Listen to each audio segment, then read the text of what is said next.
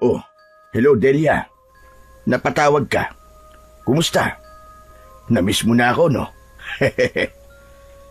Katatapos pa lang naming magtanghalian ni tatay, ay narinig ko na naman siyang may kausap sa kanyang telepono. Sigurado ko na si Tita Delia na naman yon.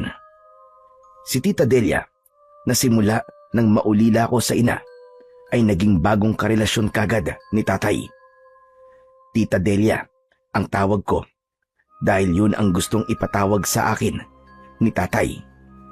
Tansya ko ay mas bata lang ng 5 taon si Tita Delia kay tatay na nasa edad 40 na. Masasabi kong maganda talaga si Tita Delia kaya nagustuhan ito ni tatay. Pero kung ako ang tatanungin, parang ayaw ko sa kanya. Iba kasi ang pakiramdam ko sa kanya. Para bang meron siyang itinatago na hindi namin alam. Ewan ko ba.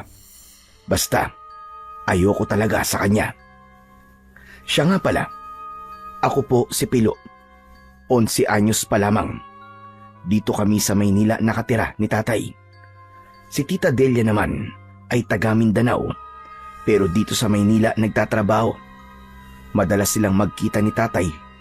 Paminsan-minsan ay umuuwing mag-isa si Tita Delia sa Mindanao. Kung minsan ay sumasama din si tatay dito at iniiwan lang ako sa kapatid niya habang wala siya. Ano? Sasamahan ulit kita sa Mindanao? Aba, kailan? Naku, kung ako lang ay ayos lang naman. Pero kung isasama natin si Pilo, hindi ko alam kung papayag yun. O sige. Susubukan kong kausapin, ha? Teka. Oo nga pala. Nakalimutan ko yun, ha? Panigurado na yun kung ganun.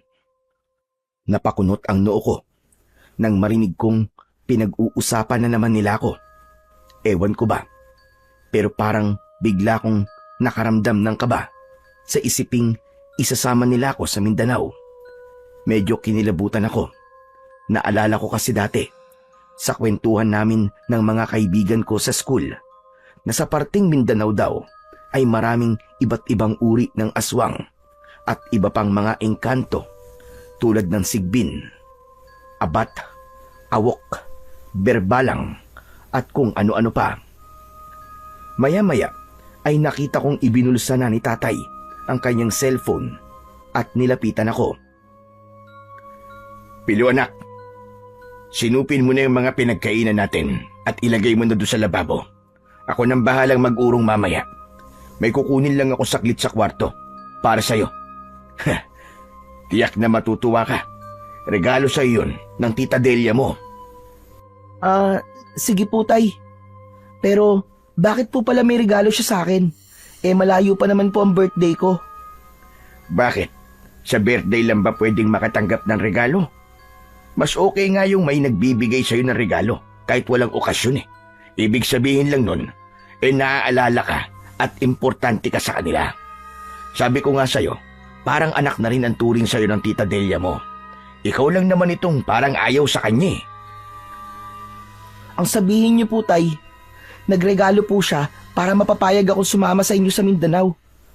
Narinig ko po ang usapan niyo kanina. Hindi naman sa ganun anak. Ang totoo ay noon pa naibigay sa akin ng tita mo ang regalo niya. Nakalimutan ko lang na ibigay sa iyo kaagad. Kanina ko lang naalala ulit nang ipaalala niya sa akin eh.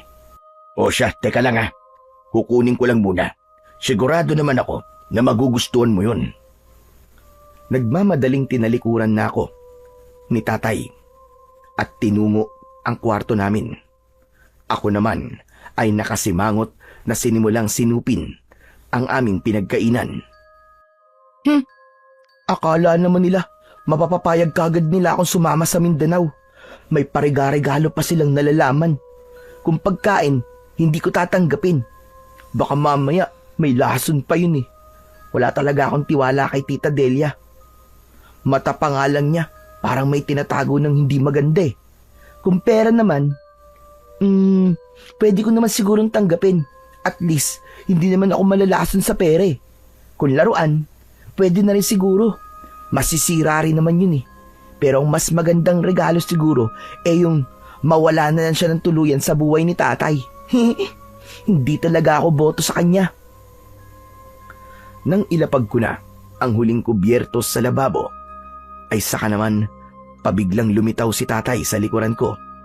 Nagulat ako sa kanya, syempre. Tiyaran! Oh, heto ang regalo mo, anak. Grabe ka naman, tay, nagulat ako sa'yo. Bigla-bigla ka na lang sumusulpot. Ang laki-laki pa naman ng boses niyo. Heto na, anak. Hulaan mo kung ano ang laman ng box na ito. Pero teka pala, narinig ko ang ibinubulong mo tungkol sa tita Delia mo, ha? Gusto mo pala siyang mawala sa buhay ko, ha? Bakit? Hindi ka ba boto sa tita Delia mo? Maganda naman siya. Simbait din ng nanay mo at maalalahanin pa. Heto nga, may regalo ka sa kanya. Sigurado, magbabago ang loob mo sa kanya kapag nabuksan mo na ito. O ayan, ikaw na magbukas ng regalo, anak. Ako mismo ay hindi ko alam kung ano ang laman yan. Basta ang sabi ng tita Delia mo, sigurado raw na magugustuhan mo yan. Para naman pong alam na alam niya kung ano ang mga gusto ko at hindi ko gusto. Malakas kaya makiramdaman tita Delia mo, anak. Sabi nga niya sa akin nagtataglay ka raw na swerte. Ang mga tulad mo raw, dapat ay pinapahalagaan at iniingatan.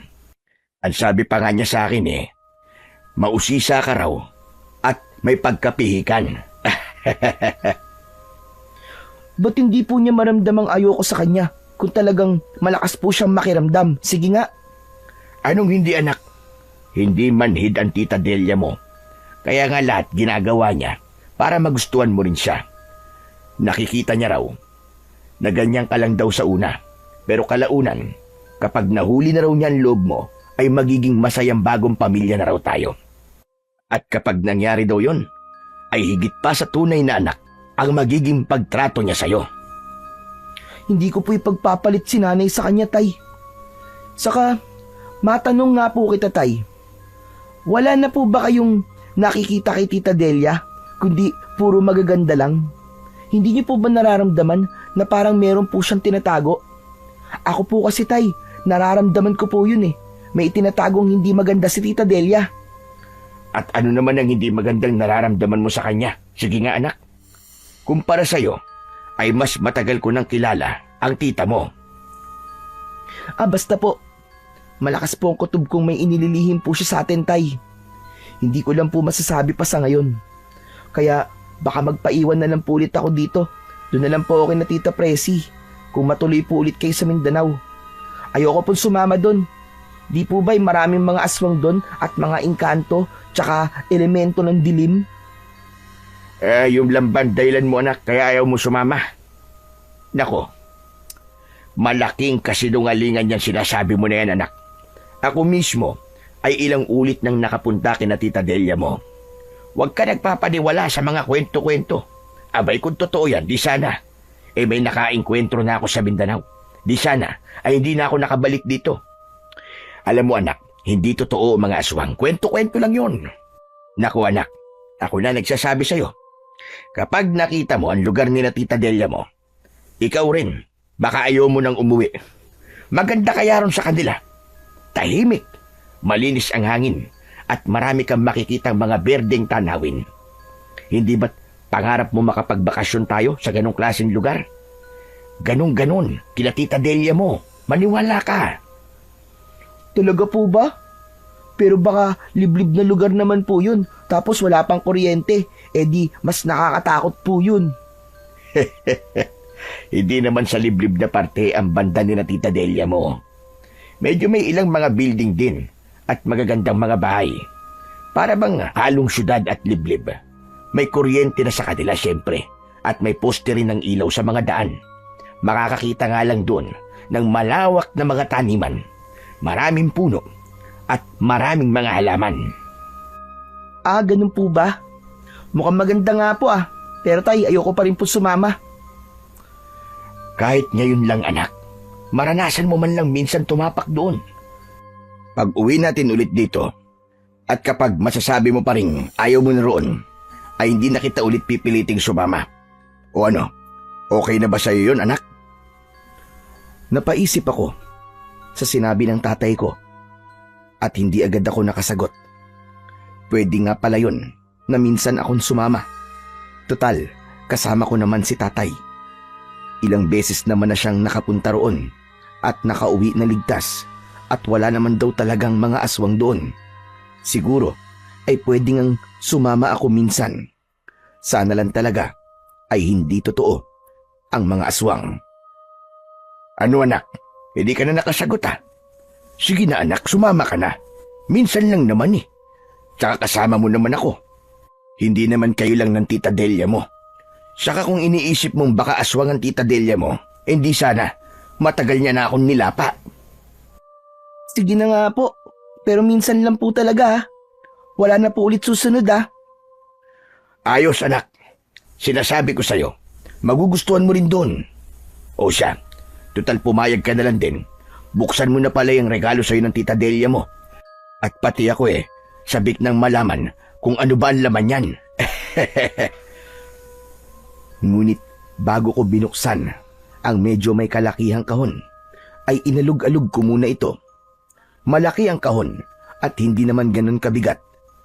Nagtaka pa ako nang parang wala namang laman at walang umaalog.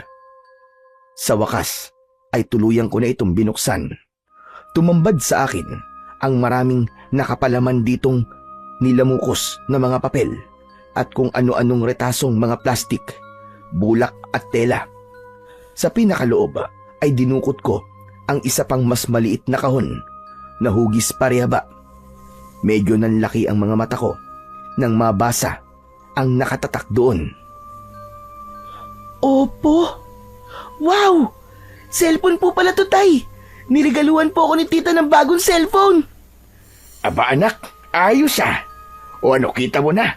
Galante talaga ang tita Delia mo. Inunahan pa ako na regaluhan ka ng cellphone na gusto mong bilhin ko para sa'yo. At mukhang mas maganda pa nga yan sa cellphone ko. Eh di, o ano, anong masasabi mo ngayon anak sa tita Delia mo?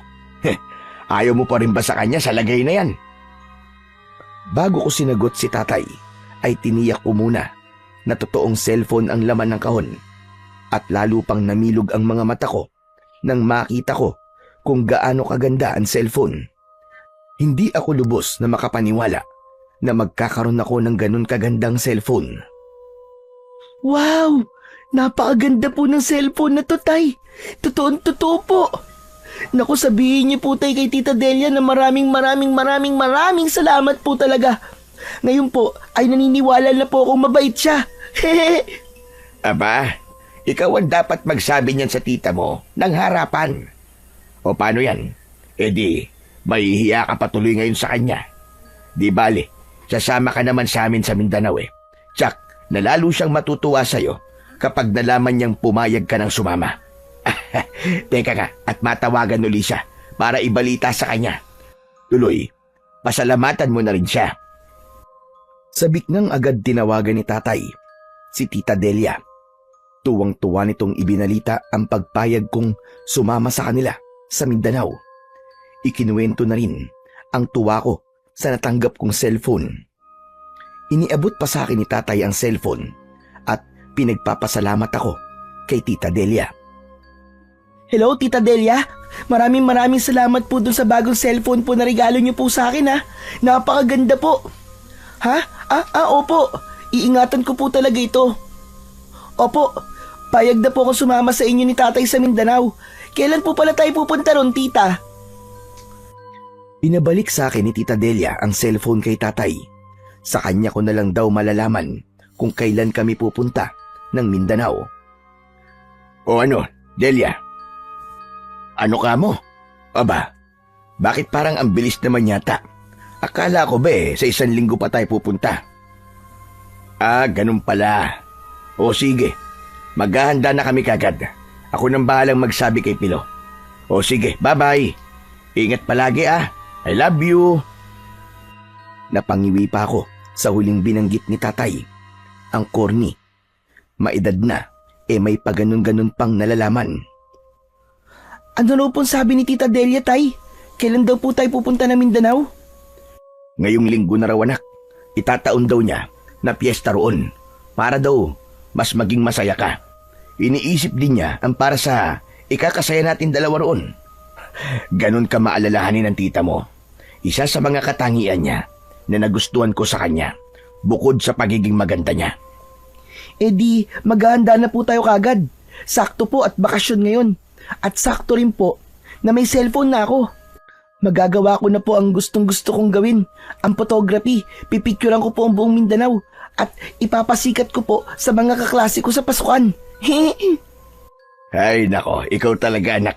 May kayabangan ka rin ano? O siya sige, ihanda mo na mga gamit mo. Bukas makalawa tayo aalis. Ibibiling ko na rin sa tita Presi mo itong bahay natin habang wala tayo. Sige po, tay. Naku, ito palang mga ugasing plato, tay. Sabi niyo po, kayo na po maghuhugas. Sige po, dun po muna ako sa kwarto ko at kakalikutin ko lang po itong bagong cellphone ko. Napakaganda po talaga. Sige, tay, dyan na po muna kayo. O siya sige anak. Ay, teka pala. Eto ang pero. Bumili ka ng bago mong SIM card. Dito SIM ang bilin mo ha. Ako nang bahalang i-register ang SIM mo. Mamaya, pagtapos ko rito. Buong hapon yun ay ang cellphone ko ang tinutukan namin ni Itay. Bukas na raw kami maghahanda ng mga gamit namin. Tinulungan pa akong mag-download ni tatay ng Facebook at gumawa ng bago kong account. Nag-friend request pa siya kay tita gamit ang account ko. Ipinakita sa akin ni tatay mula sa photo albums ni Tita Delia ang mga kuha nila nung nagpunta sila ng Mindanao. Doon ko nakitang totoong ang maganda sa lugar ni na Tita Delia. May malalawak na mga taniman, maraming mga puno at mga halaman. Ang ganda rin ng bahay nila, malamansyon na tinatawag ni tatay na ancestral house daw. Wala akong nagawa kundi ang mamilog ang mga mata at bibig. Nang sumapit naman ang gabi, ay dinalaw ako ng isang panaginip na hindi ko maintindihan kung ano ang kahulugan. Nang kinabukasan, nang maghahanda na kami ni tatay ng mga gamit namin, ay ikinuwento ko kay tatay ang napanaginipan ko. Tay, wag na lang po kaya tayong tumuloy ngayon. Parang hindi po magandang sumama ako sa inyo ngayon eh. Ha? At bakit naman anak? Nakapagsabi na ang tita Delia mo sa mga kamag-anak niya tungkol sa pagdating natin doon. Nagpahanda na raw siya para sa munting salo-salo natin doon at piyesta nga roon. Ipapakilala na rin daw niya tayo sa magdadatingan niyang mga kamag-anak. Ano ba ang dahilan? At bigla na lamang nagbago ang pasya mo. Kwan po kasi tay eh. May napanaginipan po kasi ako kagabi. Hindi ko lang po alam kung ano ang talagang ibig sabihin nun. Pero para pong may hindi po magandang mangyayari sa akin doon kapag sumama po ako. Pambihira, ano ba naman kasi ang napanaginipan mo? Kung ikwento mo kaya sa akin, hindi naman kasi lahat ng panaginip ay dapat bigyan ng kahulugan. Bago ko sinimulang ikwento kay tatay ang napanaginipan ko, ay dinukot ko muna ang cellphone ko sa bulsa. Ipinakita ko sa kanya ang picture ng mansyon ni na Tita Delia na sinave namin nung nakaraang gabi. Napanaginipan ko po itong mansyon na sinasabi niyo pong ancestral house ni na Tita Delia. Sa may likod po na taniman ng mais. Bigla po itong nilamon ng makapal na itim na usok. Tapos po ay may mga sigaw po ng mga bata ako naririnig. Umiiyak po sila at nagmamakaawa. May naririnig po akong parang mga atungal ng kung ano pong halimaw. Parang marami po sila tay at nakakatakot po talaga ang tunog nila. Tapos, bigla pong lumitaw si Tita Delia sa likuran ko na nakangiti po at sinesenyasan niya po ako na wag po akong maingay. Nakakatakot po ang paraan niya ng pagngiti. Para po talagang may itinatago si Tita Delia, tay. Nakita kong napakunot ang noo ni tatay at malalim na napaisip. Makaraan ay inabot niya ang cellphone ko at muling tinignan ang picture ng mansyon. Parang malabo namang masama ang kahulugan ng panaginip mo, anak. Alam mo bang karaniwan ng panaginip ay kabaligtaran ng ibig sabihin? Sabi ng tita mo ay ilang beses nang pinabindisyonan ng mansyon nila. Kaya imposibleng May kung ano ron na tulad ng nasa panaginip mo. Sabi ko nga sa'yo, ilang beses na rin akong nakapasok sa mansyon. At kahit kailan, wala akong naramdamang kakaiba o mabigat doon. Sa maisa naman, hindi pa ako napapasok doon. Pero maaliwalas din ang pakiramdam ko sa tuwing namamasyal kami ng tita mo sa may gilid nun. Talaga po? As in, baligtad po ang kahulugan? Pero tay, bakit ko po napanaginipan yun? Siguro, na-excite ka lang nung una kong ipakita sa'yo ang picture ng mansyon. Saka hindi ka pa nakakatapak dun para magkaroon ng kahulugan ng panaginip mo. Si tita po, bakit po napanaginipan ko rin po siya? Baka rin kasi iniisip ka niya. Kaya, nagkita kayo sa panaginip. Malamang, iniisip niya kung paano ka magiging masaya sa pagpunta natin doon. Ganun naman ang tita mo eh.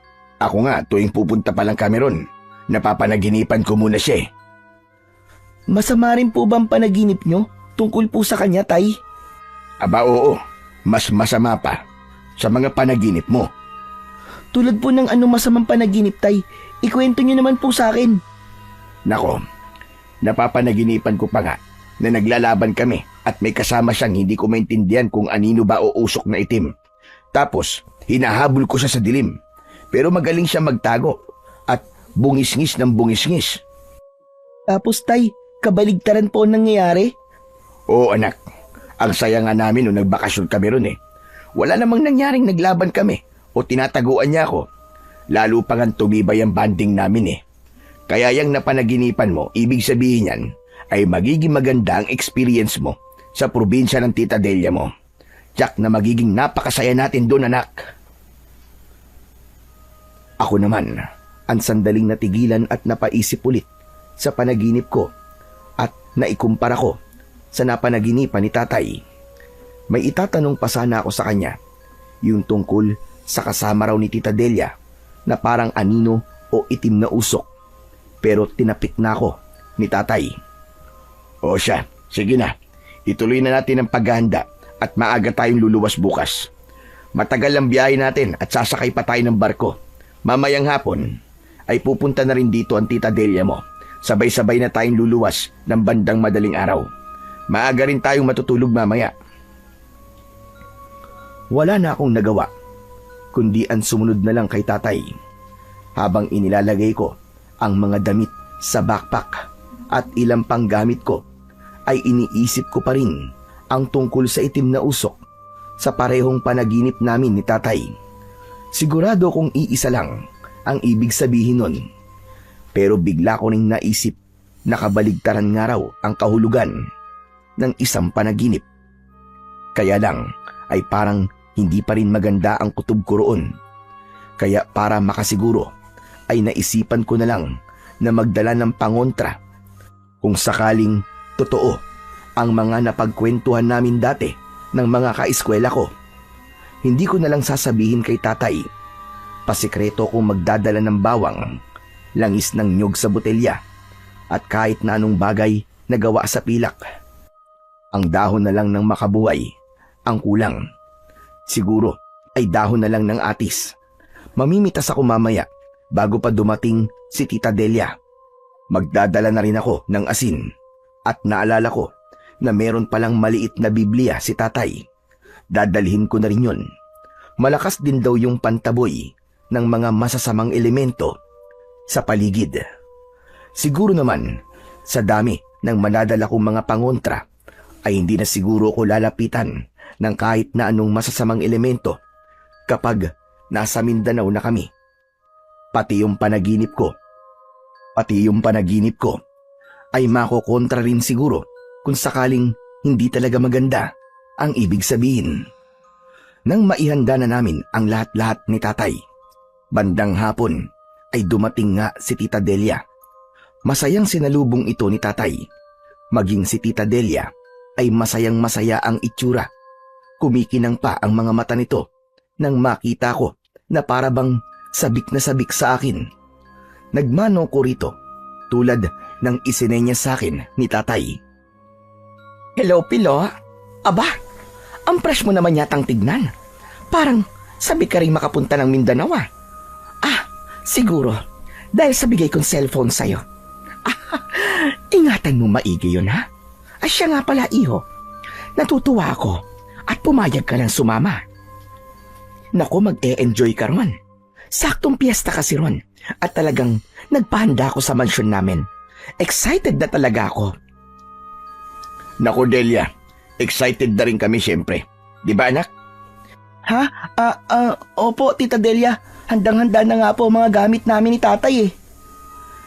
Nilingalinga ni Tita Delia ang ilang traveling bag na nakalapag sa sopa. Aba, lahat ito'y dadalhin nyo? Ha? Napakasinop ng pagkakaimpake nyo ah. Pero teka. Nilapitan ni Tita Delia ang mga bag isa-isa. Parang ini-inspeksyon niya. Gumagalaw pa ang ilong niya na para bang may inaamoy. Maya-maya pa ay itinuro niya ang backpack kong itim. Kanino ito? Ayan ba? Kay Pilu yan. Bakit, Delia? Wala naman. Ang cute lang kasi. Mukhang kompleto ang mga gamit ni Pilu ah. Saka parang sigurista. Naku, sinabi mo pa, Delia. Nagmana yan sa nanay niya. Basta may pupuntahan yan, kumpleto lagi ang mga dala. Pati mga bagay na hindi inaasahan pinaghahandaan. Kaya yung nag-impake kami, ay hinayaan ko na lang siya. At magtatalo lang kami kung pakikialaman ko pa siya. Pumayag naman na siya na sumama sa atin, kaya hinayaan kong dalhin ang gusto niyang dalhin. Saka, may tiwala naman ako sa anak kong yan. Okay lang naman pala, love. Ang importante ay makakasama natin siya at makikilala na rin ng mga kamag-anak ko. Kung sakaling doon na tayo maninirahan mabuti nang masanay na rin siya roon. Sabi ko nga, love, kaya todo banding ang gagawin natin kapag naroon na tayo. Gawin natin ang lahat para hindi makalimutan ni Pilo ang magiging karanasan niya sa lugar na yon. Ay nako, sigurado yan, love. Talagang hindi niya malilimutan ang unang bakasyon niya roon. Excited na talaga ako na bumiyahe tayo. O siya, love, magpahinga ka na muna at maghahanda pa pala ako ng panghapunan natin. Iluluto ko ang paborito niyong dalawa ni Pilo. Sa'yo ay adobong manok, kay Pilo ay adobo rin. Adobong sitaw. Nasasahugan ko rin ng hinimay na manok. Naku, tutulungan na lang kita, love. Hindi naman ako gaanong pagod Anong hindi? Galing ka pa nga sa trabaho, hindi ba? Oo, galing ako sa trabaho pero hindi naman ako masyadong napagod doon. Basta, love, ako nang bahalang magluto. Hindi mo rin naman kabisado ang timplang gusto ni Pilo. Magbanding na lang muna kayong dalawa riyan. O kaya, kwentuhan mo si Pilo tungkol sa mga kaugalian sa lugar nyo. Para naman alam niya kung paano umakto kapag naroon na tayo. Ay, oo nga ano. Kung sa bagay, hindi pa nga pala natin siya napagsasabihan tungkol sa mga dapat at hindi dapat iasal kapag naroon sa amin. O sige na, love, magluto ka na. Sarapan mo, ha? Iniwan na nga kami ni Tita Delia sa salas. Pansin kong kakaiba talaga ang kinang ng mga mata niya. Pati ang paraan ng pagngiti niya sa akin ay kakaiba. Hindi ganon ang normal na ngiti niya sa akin. Hindi ko maintindihan, pero parang may ibig sabihin ang ngiti niyang yon. Maya-maya pa ay muling nilapitan ni Tita Delia ang backpack ko sa may sofa. Kakaiba ang amoy ng bag mo, Pilo. Ano ba kasi mga dinala mo? Wala naman po akong ganong dinala, tita. Mga damit lang po at ilang laro ang mapaglilibangan ko po. Sigurado ka? O siya, sasabihin ko sa'yo kung ano ang mga bawal gawin sa lugar namin para hindi ka mapahamak doon. Kapag sa tingin mo ay may mga nadala kang hindi pwede roon, ay iwanan mo na lang, ha? Hindi parehas ang kaugalian doon at dito sa Maynila. Sige po, tita. Makikinig po ako sa mga sasabihin nyo. Hindi naman po ako mahirap pagsabihan At sinabi na nga sa akin ni Tita Delia ang mga dapat at hindi dapat gawin kapag naroon na ako sa Mindanao. Unang sinabi niya, karamihan daw sa kanila ay mga Muslim, kaya bawal daw magdala at maglabas ng Biblia. May curfew pa raw doon sa gabi, kaya bawal ang nasa labas pa ang mga bata sa gabi. Hindi rin daw ako pwedeng basta-basta na makipag-usap sa mga hindi kilala. Kaya kapag naroon na raw kami, ay sa kanya lang daw dapat at sa mga kamag-anak lang niya dapat makinig at hindi kung kani-kanino. Huwag daw basta maniniwala sa mga sabi-sabi mula sa mga estranghero. Importante raw doon ang kagandahan ng asal. Kapag sumakay naman tayo sa barko, ay i-check din ang mga bag natin at kung may makikitang sa tingin nila ay hindi dapat, kukumpiskahin nila yon. Kaya huwag ka na magtataka kapag biglang may nawala sa mga gamit mo, ha? Sinagot ko si Tita Delia na medyo napapakamot ng ulo. Opo, tita. Tatandaan ko po mga sinabi niyo sa akin. Medyo maigpit din po pala ron sa inyo, no? Oo naman. At yun ay para rin naman sa ikabubuti. Kaya sa amin ay payapa roon at hindi katulad dito na magulo. Kaya i-check mo ulit ang mga dinala mo, ha? Iwan mo na ang mga bagay na sa tingin mo ay hindi pwede roon. Maagang maaga tayong luluwas kasi bukas. Maaga kaming natulog ng gabing yun. Nang kalaliman na ng gabi, ay dinalaw na naman ako ng isang panaginip. Isang bata na hindi nalalayo sa edad ko ang nagpakita sa akin. May suot ito sa leeg na kung ano-anong kwintas at may mga nakasukbit din sa bewang na kung ano-anong kagamitan at mga botelyang may mga laman na langis. May hawak din itong sibat na may pahid din ng langis. Kahit saan ako magpunta ay sumusunod ito sa akin. May sinasabi ito pero wala naman tinig na lumalabas sa bibig. Sumisenyas din na wag daw akong maingay. Kasunod ng senyas na paggilit sa leeg sa pamamagitan ng hintuturo nito at pabiglang pagulat sa akin na para bang sinasabing may halimaw sa paligid na lalapa sa akin kapag nag-ingay ako. Hanggang sa lumuwas na kami ng bandang madaling araw ay naguguluhan pa rin ako sa ibig sabihin ng panaginip kong yun. Hindi ko na yun naikwento pa kina tatay at tita Delia dahil sa pagmamadali namin. Yun nga palang munting Biblia ni tatay, maalala ko, ay hindi ko iniwanan sa bahay. Sa halip na nasa bag ay ibinulsa ko na lang ito. Binalot ko na lang ng pabalat ng chocolate para akalaing pagkain ko lang ito kung sakaling kapkapan ako sa sakayan ng barko. Sa sakayan ng barko naman, nang nasa checking point na kami, ay biglang nagpresenta si Tita Delia na siya na muna ang bahala sa pagpapacheck ng mga bag. Ay, Pablo, love, ako na munang bahala rito. Yung ticket na lang muna natin ang asikasuhin yun ni Pilo. Tawagin ko na lang kayo kapag ipapasok na mga bagahe natin. Okay, love. Pilo anak, tara sa ticket counter at magbabayad pa tayo. Saglit lang naman siguro ang pila roon. Agad naman akong sumama kay tatay. Pero habang papalayo kami, ay bigla kong nilingon si tita. Napansin kong binubulungan niya ang baggage checker. Nang bigla siyang lumingon sa gawin namin, ay agad ko ring binawi ang tingin ko. Tapos ay pasimple akong nagtago sa gilid ng isang malaking drum na kulay asul. Sinilip ko ulit si tita. Nangunot ang noo ko nang makita ko siyang pasimpleng hinablot ang backpack ko at patagong may kung anong kinalikot doon. Sasabihin ko sana kay tatay ang tungkol doon, pero nagulat na lang ako nang wala na pala siya sa tabi ko. Kaya naman ay nag-aalalang hinanap ko na lang siya sa paligid.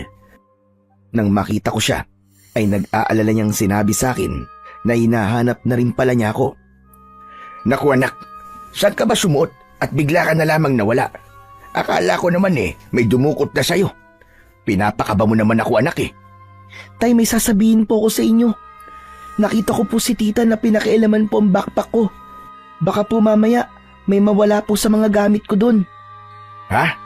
Naku, baka tinignan lang ng tita mo kung may nadala kang hindi dapat makita ng checker. Alam mo na, maigpit talaga ang checking ng mga bagay sa pagsakay ng barko. Pero wala naman po akong dinalang bawal, tay. Tsaka hindi po rin dapat na pinakialaman niya ang backpack ko nang hindi po nagsasabi sa akin. Hayaan mo na anak. Para sa seguridad lang natin ang iniisip ng tita mo.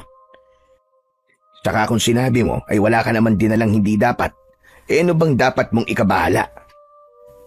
Maya-maya pa ay biglang kumaway at sumenya si tatay. Pagbaling ko ay kinakawayan na pala kami ni Tita Delia. O siya, tara na anak, kinakawayan na tayo ng tita mo. Tapos na ang checking, kailangan na natin buhatin ng mga bagahe at sasakay na tayo ng barko. Inis na napakamot ako ng ulo na sumunod kay tatay. Habang sa daan ay napapabulong ako sa sarili. Ay nako, di na lang pala talaga ako dapat sumama. Nagpaiwan na lang sana ako kay na Tita Presi. Parang may kakaiba talaga kay Tita Delia. Si tatay naman, parang sunod-sunuran lang kay Tita Delia. Sa pagitan namin ay mukhang siya lagi ang mas pakikinggan kaysa sa akin. Nakakainis talaga.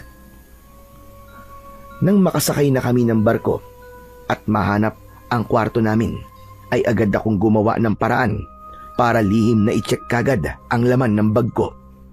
Nangunot ang noo ko at malalim na napaisip nang mapag-alaman kong nawawala ang mga dinala kong ilang piraso ng bawang, botelya ng langis ng nyog, mga bagay na gawa sa pilak at ang ilang dahon ng atis. Hala, bakit nawawala ang mga yun? Hindi naman bawal ang mga yun ah. Yung mga sandata kaya napilak ang dahilan. Pero bakit isinama yung iba kong pangontra? Hala, kinukumpis ka ba talaga ang mga yun?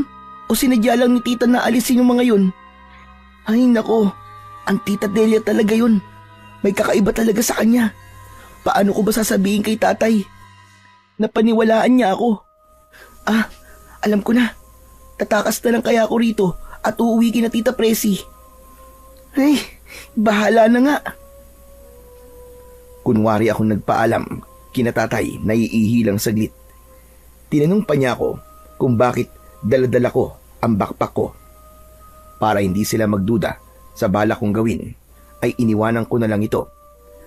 Napansin ko pang medyo nakangisi si Tita Delia sa may likuran ni tatay, yung klase ng ngiting halatang may itinatago talaga. Samahan na kaya kita anak? Naku tay, wag na po. Naituro niyo naman po sa akin kung saan banda po ang comfort room dito eh. Malapit lang naman po. Saka saglit lang naman po ako. Lab, wag mo naman masyadong binibaby si Pilo. Binatilyo na siya at lalaki pa. Dapat ay tinuturuan mo ring paminsan-minsan ay kumilos siya ng independente. Saka, mawawala pa ba siya rito sa barko? Eh napakaliit lang naman dito. Inayagan na nga ako ni tatay na umihing mag-isa. Dali-dali akong lumabas, pero sa halip na sa CR ako dumiretso, ay sa deck kagad ako pumunta. Pero napakamot na lang ako ng ulo nang makita kong nakalayo na pala ang barko namin mula sa pantalan. Ay nako, kamalas ko naman talaga. Paano pa ako makakatakas nito? Hindi naman ako pwedeng tumalon at hindi ako marunong lumangoy. Ano na ngayon ang gagawin ko? Kasi naman nakinig na lang sana ako sa kutob ko at sa panaginip ko. Si tatay kasi, ngayon ko lang naisip na sunod-sunuran pala siya kay Tita Delia. Kung tutuloy kami, baka may masamang mangyari sa amin. Naku, paano na to? Paano namin matatakasan to? Kapag Juan, ay bigla kong nakapa ang bulsa ko. Ah, oo nga pala. Ito pala ang Biblia ni tatay. Mabuti na lang at hindi ito nakuha. Kahit paano, ay may pamproteksyon pa rin pala ako. Sabi ng mga kaklase ko, ay ito raw ang pinakamalakas na pangontra laban sa kahit na anong elemento ng dilim. Ayos, saka okay na rin pala na hindi ako makakatakas. Kung nagkataon, ay may iwan ko pa si tatay. Kailangan kong siraan si Tita Delia sa kanya. Hindi na talaga maganda ang kutob ko sa babaeng yun. Sigurado kong may iba siyang binabalak sa amin ni tatay. Mga ilang araw din ang naging biyahe namin sakay ng barko. Sa mga araw na yon ay lihim kong inoobserbahan si Tita Delia. Tuwing gabi ay sinusubukan kong lihim na idikit sa kanya ang Bibliang binalot ko ng pabalat ng tsokolate. Sa tuwing ginagawa ko yon ay parang hindi mapakali si Tita Delia. Ang naging kutob ko ay baka may sama-samang elemento siya. Ilang gabi ring paulit-ulit kong napapanaginipan si Tita Delia sa mansyon nila at yung batang lalaki. Hindi ko nga lang maikwento-kwento kay tatay dahil palagi na lang silang magkadikit ni Tita Delia. Hanggang sa makarating kami kina Tita Delia ay wala akong magawa para makapagsumbong kay tatay. Minsan, nang makahanap ako ng tiyempo, ay pasimpleng pabulong akong napatanong kay tatay. Tay, matagal pa po ba tayo dito kina Tita Delia? Hindi naman gano anak, mga 2 linggo lang siguro. Teka, bakit ba parang gusto mo na kagad umuwi? Kasi po, ilang araw pong pabalik-balik po ang panaginip ko eh. Katulad pa rin po nung dati na naikwento ko po sa inyo. Saka, tignan nyo nga po yung mansyon ni na Tita Delia oh. Parang nakakatakot pong pumasok. Saka yung taniman po ng mais sa likod ng mansyon.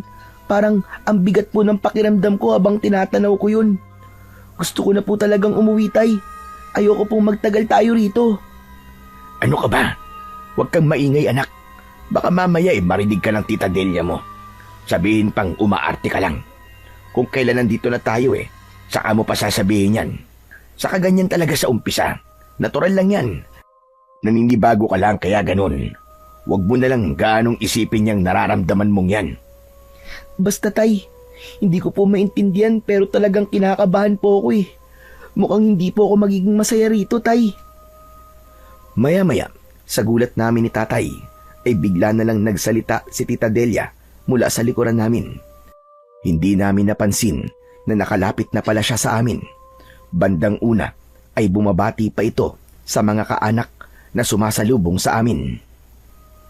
Hep, hep! Anong pinag-uusapan yung mag-ama, ha? Hay nako, Pilo. Napaka-imposibleng hindi ka magiging masaya sa pagpunta mo rito. Tignan mo naman ang mga kaanak ko, oh. Tuwang-tuwa silang makita ka. Sinisigurado ko sa'yo, magugustuhan mo rito. Don't worry. Gagawin ko ang lahat para hindi mo malilimutan ang magiging karanasan mo rito. Hindi mo pagsisisiyang sumama ka rito. Saka isa pa, napaka-importanting narito ka. Ikaw ang pinakamahalaga naming bisita. Kita mo na anak, ang Tita Delia mo na ang naniniguro sa'yo na magiging memorable ang pagsama mo sa amin dito. Masayang banding ang mangyayari sa atin dito sa loob ng 2 linggo. Saka nakikita mo naman kung gaano kakulay ang pista nila rito. Ilabas mo na kaya ang cellphone mo at mag-picture-picture ka na. Ang daming magagandang shots ang makukuha mo sa paligid, oh. Totoong makulay ang nangyayaring pista sa paligid. Maraming iba't ibang kulay na mga banderitas. May banda, may mga nagsasayaw sa mga kalsada at may kung ano-ano pang mga palaro. Masaya ang mga tao sa paligid. Parang gusto kong magpahawa sa masiglang atmosfera. Pero hindi ko magawa. Ramdam ko talagang may mabigat na kung ano sa paligid na hindi ko maipaliwanag. Tignan mo naman ang ilang mga bata sa paligid, Pilo, oh. Ang saya-saya nila, di ba? Teka, akin na nga yung cellphone mo at pipicturean ko sila. Ang cute ng mga bata. Bibihira na lang silang lumabas at nagsasaya na katulad nito. Palagi na lang nasa tabi nila ang mga magulang nila. Hay, kung noon pa sana ganito. Pero di bale. Inilalabas ko pa lang ang cellphone mula sa bulsa ko ay mabilis kagad itong hinablot ni tita. Sa mga mata niya ay naroon ang pagkasabik sa tinatanaw na mga batang naglalaro sa di kalayuan. Atat na kinuhanan niya ang mga ito ng larawan. Pagkaraan ay muli nitong tinignan ang mga kuha at ipinakita sa akin. Oh, tignan mo mga kuha ko, Pilo. Ang gaganda. Pagkaabot ko ng cellphone ay agad ko namang tinignan ang mga kuha ni tita. Habang iniisa-isa ko ay biglang napako ang tingin ko sa pinakahuling kuha. Medyo napakunot ang noo ko sa isang pamilyar na bagay sa larawan. May isang batang nakasimangot na parabang nagmamasid sa paligid at eksakto pang nakatingin sa kamera. Hindi ako maaaring magkamali. Kamukhang kamukha nito ang bata sa aking panaginip. Nangahaba ang leeg na hinahanap ko ang lokasyong kinaroroonan ng batang yon. Nagulat pa ako nang makita ko itong nakatingin sa akin. Medyo kinabahan pa ako nang ang paraan ng pagkakatitig nito ay parabang Tinatansya ako. Medyo naningkit ang mga mata nito. Oh, bakit parang humahaba ang leg mo, anak? Ano bang meron sa paligid? Anong hinahanap mo? Sinenyasan ko si tatay na yumuko at may ibubulong ako. Nakita ko po yung batang nasa panaginip ko, tay. Ha? Sigurado ka ba? Ba't nasaan? Nang ituturo ko na kay tatay ang bata sa panaginip ko, ay natigilan ako nang mapansing wala na pala ito sa dating pwesto kanina. Ayun po, oh. Nye, nasan na po yun? Nandun lang po yun sa bandaron kanina, tay. Nakatayo po sa tabi ng posting yun ng ilaw. Nakatingin nga po sa akin na para bang kilala rin po niya ako. Nako, baka namamalikmata ka lang, anak. Saka, papahapon na pala. Teka, baka pinaglalaroan ka ng kung anong elemento, anak. Kaya nakakapanaginip ka. Tapos nakikita mo pa, kamo ngayon. Ipapatingin na nga kita sa albularyo rito. Binalingan ni tatay si Tita Delia na noon ay abala na ulit sa pakikipagtsikahan sa sumasalubong na mga kamag-anak. Delia lab, maya-maya nga ipatingin natin sa albularyo tong anak ko. Ha? Bakit naman? Anong dahilan? Ito kasing si Pilo, nakapanaginip daw ng isang bata at ngayon mismo ay nakita raw niya. Baka ika ko pinaglalaroan ng kung anong elemento ang anak ko. Pero mariin akong napailing sa mga sinabi ni tatay. Para makumbinsi siya, ay ipinakita ko ang picture sa cellphone ko at itinuro ang batang lalaki sa panaginip ko. Tay, ito po, tignan nyo. Ito po yung batang lalaki na sinasabi ko po sa inyo na nasa panaginip ko. Hindi po ako pwedeng magkamali. Siya po yun. Sigurado kang itong batang lalaki talaga na ito, yun nasa panaginip mo, anak? Opo, tay, siya po talaga. Patingin nga ako, love. Baka kilala ko at pupuntahan natin. Bihira lang kung lumabas ang mga bata rito kasi. Nakakunot ang mukhang pinakatitigan ni Tita Delia ang larawan ng batang lalaki sa panaginip ko. Kapag kuwan ay parang napapaisip ito ng malalim. Hindi ko kilala ang batang ito. Ngayon ko lang ito nakita. Nako, baka nga kung anong elemento ito, Pablo. Kailangan nga nating ipatingin mamaya si Pilo. Tamang-tama, may kilala akong magaling na albularyo. Maya-maya lang ay puntahan na natin kagad at baka kumapano pa si Pilo. Naku, mabuti na lang pala at napicturean ko. Saka, ano ba nasa panaginip mo, Pilo, tungkol sa batang ito? Si tatay ang nagkwento ng tungkol sa panaginip ko. Paniguradong isang elemento nga ang batang ito. Bakit naman kasi ngayon nyo lang sinasabi sa akin? Di sana una pa lang ay may nagawa na ako para hindi na napapanaginipan pa ni Pilo. Mukhang may hahad lang pa yata sa... Ano lab? Hahad lang saan? Ang ibig ko sabihin mukhang may hahad lang pa yata sa lubusang pag-i-enjoy sana natin dito, love. Di bale, ipapakontra natin mamaya kay Sandro. Sandro? Sinong Sandro? Yung magaling na albularyo na kilala ko, love. Kahit na anong masamang elemento sa paligid, ay walang palama sa kanya. O siya, tara na muna sa loob.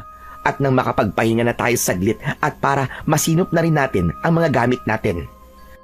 At pagkapahinga natin, pupuntahan kagad natin si Sandro. Kailangan maunahan natin ang batang elemento na yon bago pa sumapit ang dilim. Nang sandaling yon, ay nakaramdam ako ng kaba.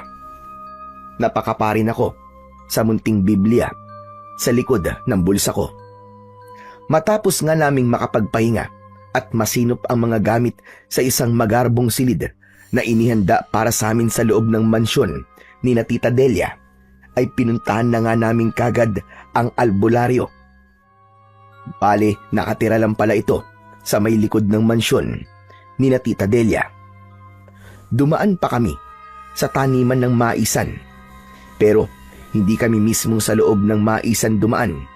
Pumagilid kami. Habang dumaraan nga kami roon, ay kabadong-kabado ako.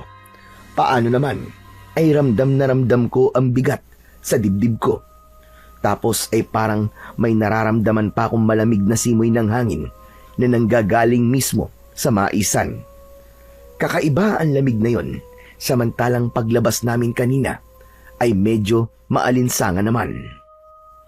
Makaraan ng ilang saglit ay itinuro na sa amin ni Tita Delia ang bahay raw ng albularyo na nakatayo mismo sa may gilid ng maisan.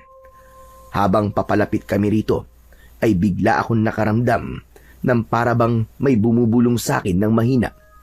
Lumingon daw ako sa bandang kanan ko. Takang napasunod naman ako kahit medyo nakakaramdam na ng takot. Pakiramdam ko ay may multo sa paligid. Pagbaling ko ng mga mata ko ay nakita ko ang isang batang lalaki na nagtatago sa likod ng isang puno. Kinakawayan ako nito at sinisenyas ang lumapit. Nanlaki ang mga mata ko nang mapansin kong yun mismo ang batang lalaki sa panaginip ko. Natakot na baka nga isa itong elemento ay tatakbo na sana ako papalapit kina Tatay at Tita Delia na nauuna na sa akin. Pero katakatakang para namang may kung anong puwersang nagtutulak sa akin na pumaroon sa direksyon ng batang lalaki. Para bang may malalamig na munting mga kamay na nagtutulak sa likod ko. Hala, anong nangyayari sa akin? Hindi maaari ito. Ayokong lumapit sa batang yun. Baka nga isa siyang elemento. Sisigaw na sana ako para humingi ng tulong kina Tatay at Tita Delia. Pero biglang may malamig na kamay na tumakip sa bibig ko na hindi ko nakikita. Sobrang natakot na talaga ako dahil parang may mga puwersa talaga na kumukontrol sa akin. Hanggang sa tuluyan na nga akong nakalapit sa batang lalaki. Huwag kang maingay. Hindi mo ba alam na delikado sa lugar na ito? Nang puntong yon ay napalis ang malamig na di ko nakikitang munting kamay na tumatakip sa bibig ko. Pati yung mga nakahawak kanina na nagtutulak sa likod ko ay nawala rin. Ha? Delikado? Paanong delikado? Saka, sino ka ba? Ikaw yung bata na nasa panaginip ko. Isa ka bang elemento? Shh! Hinaan mo lang ang boses mo. Hindi ako isang elemento, no? Isa akong tirador ng mga berbalang na gumagala sa lugar na ito. Ano? Berbalang? Ano ang berbalang? Teka muna, dayo ka lang dito, no? Oo, taga Maynila ako. Sumama lang akong nagbakasyon dito. Bakit ba? Kayong tatlo, taga Maynila. Hindi, ako lang sa tatay ko. Yung kasama naming babae, si Tita Delia, siya ang taga rito. Siya ang magiging bagong asawa ng tatay ko. Hindi ka na dapat sumama rito. Alam mo kung bakit? Bakit naman? Yun nga, dahil maraming berbalang dito. Ang berbalang ay parang aswang na manananggal. Ano? Yung nahahati ang katawan at lumilipad na may pakpak? Hindi eksaktong ganun. Ang pinagkaiba nila, ang berbalang, ay kaluluwa na lang nila ang lumilipad sa gabi. Iniiwan nilang katawan nila sa parting matatalahib o may matataas na mga damo. Katulad na lang yan, no? Yang maisan dyan, madalas magtago mga berbalang dito sa gabi. Kaya binabalaan kita. Wag na wag kayong magpapagabi dyan sa loob ng maisan.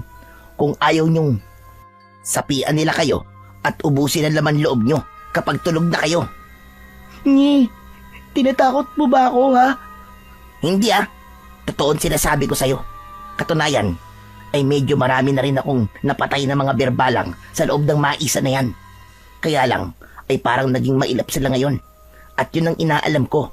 Kaya nagmamasid-masid ako rito sa lugar na ito. Anong ginagamit mong pampatay sa berbalang? Tirador lang ba?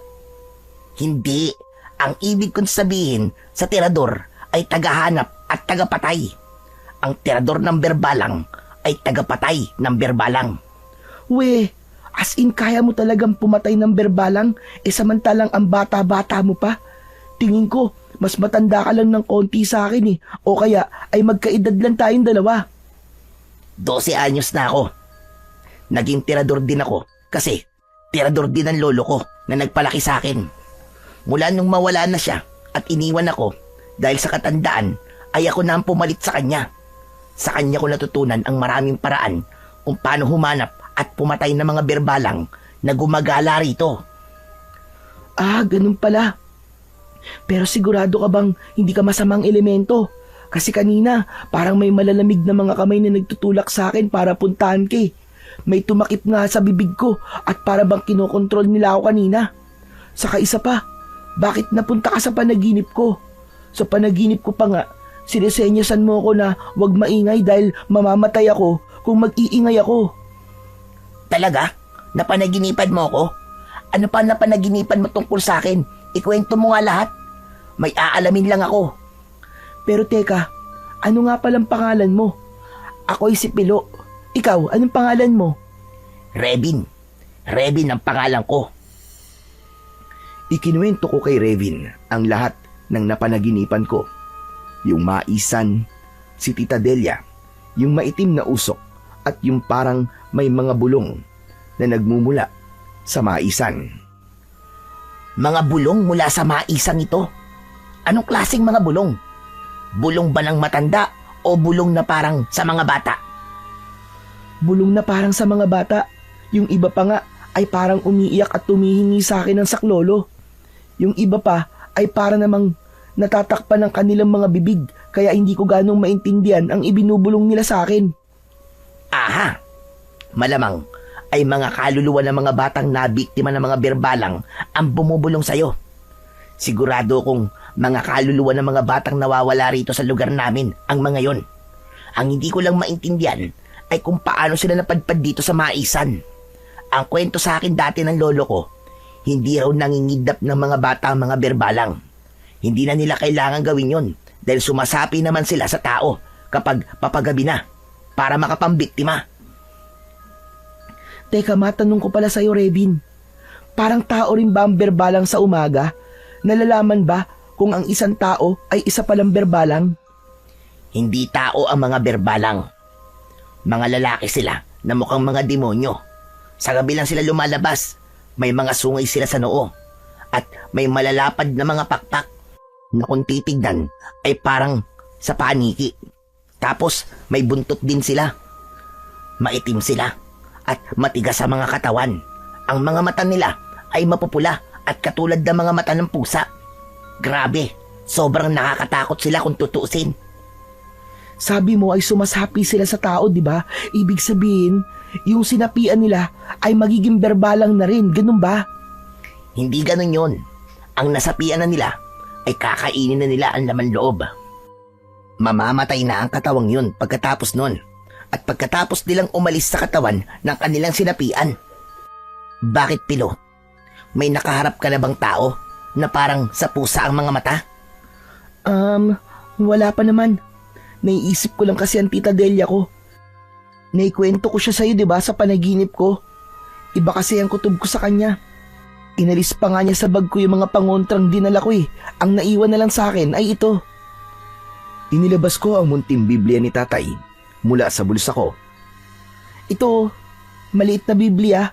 Sa tuwing idinidikit ko to sa kanya, para siyang hindi mapakali at hindi makatulog sa gabi. Duda rin ako sa tita mo.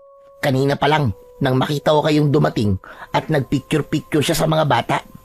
Alam mo bang, pinilit ko lang ang ibang mga bata na lumabas. Kasi nga, nag-oobserba ako. Inaalam ko kung ano ang dahilan ng sunod-sunod at bigla na pagkawala ng mga bata rito sa amin na nangyari kailan lang. Dahil nga rin doon, kaya hindi pinapayagan ng mga magulang dito na maglakwatsa ang mga bata na walang kasamang mga matatanda. Mga kaibigan ko lang ang napapapayag ko dahil kinakausap ko ang mga magulang nila. Kaya pala sinabi sa akin dati ni Tita Delia ko na bawal daw ang nasa labas ang mga bata kapag gabi na. Saka, totoo bang bawal dito ang Biblia? Nako, hindi Ang totoo ay malakas na sandatayan laban sa mga masasamang elemento sa paligid. Dito pa lang, siguro naman ay naniniwala ka ng hindi ako elemento tulad ng inaakala mo. Kung elemento ako, di sana. Kanina pa kita iniwasan dahil dyan sa dala mong Biblia. Maya-maya ay nagulat kami nang biglang may sumigaw sa paligid.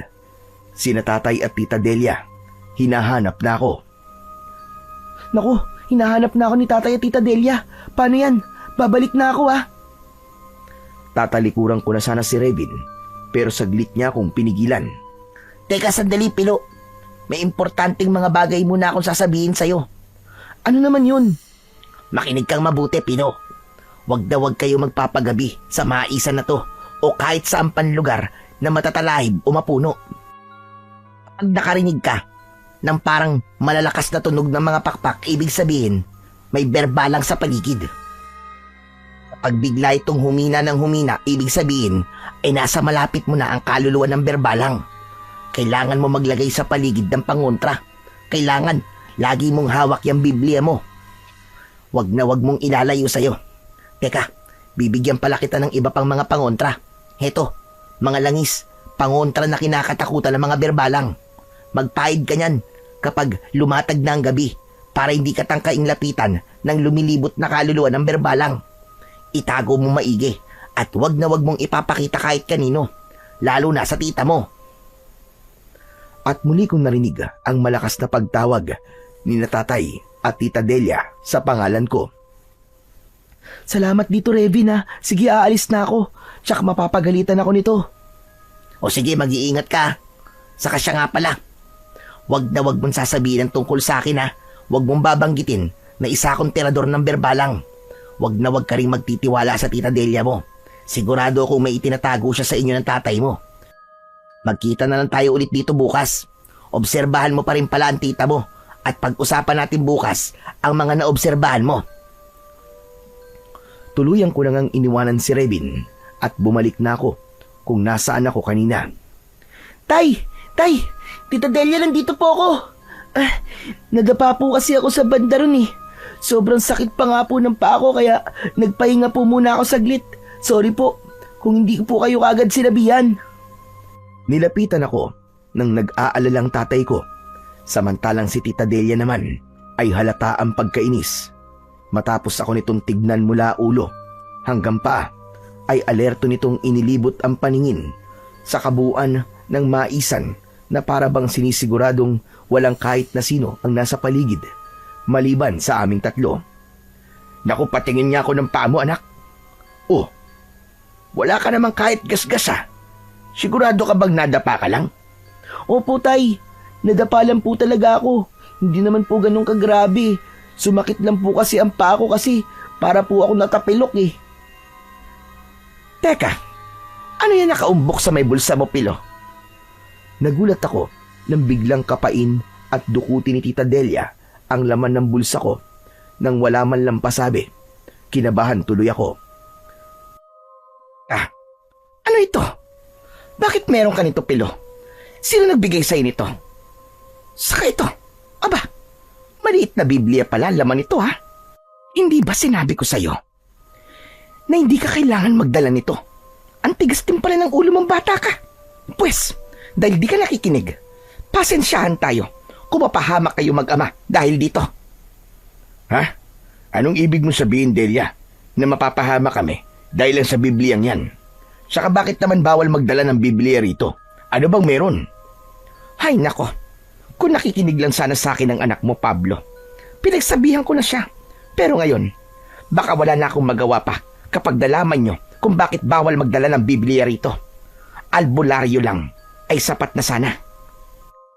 Nakita kong parang nalilito si tatay habang ibinubulsa ni tita Delia ang mga kinuha sa akin. Halatang wala rin siyang alam sa pagbabawal na yon ni tita Delia. Napapatingin pa siya sa akin na nagtatanong ang mga mata. O siya, bilisan na natin kumilos. Anong oras na Malapit na sumapit ang takip silim. Saka, kayo nga ang mauna. Doon ang punta natin sa kubong yon.